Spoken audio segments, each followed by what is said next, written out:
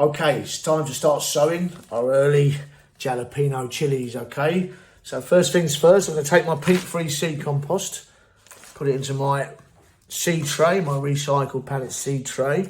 I'm going to fill it up till it's about a centimetre from the top and as evenly as I can get it. And I'll leave a little gap here because obviously I need to water it, don't I? I don't want it flush because I'll just wash everything out. So I'll give that a tap, see if I've got any low spots, I'll top them up.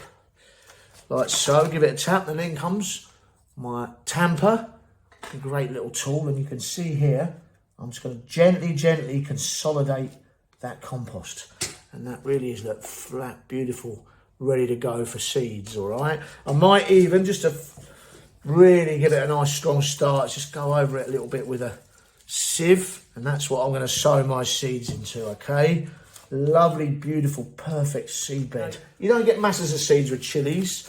Some people like to sow them in cells, which is like individual pots. I understand that. But because I'm in low light level flat, because they tend to get a bit stretched when they germinate, I like to prick them out, which means I move them very early. And you'll see me do that in the next clip. In the meantime, let's just get them sown, okay? What I'm going to do is I'm going to do a thing called snake in the seed. So I start in this corner and I come up.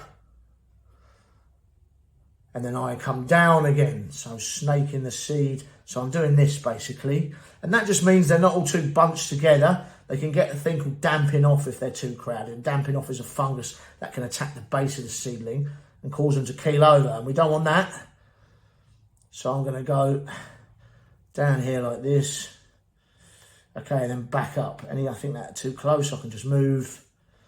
Okay, any gaps I've got, I can just fill in. That's all good, I'm happy with that. I'm going to go over the top of my seeds with my sieve and just give them a light covering. Now, if you're unsure about seed depths, all that kind of thing, always read the packet. Those instructions will always be on the back of the packet. So you can see I've gone over the top there. They're lightly covered, a few mils.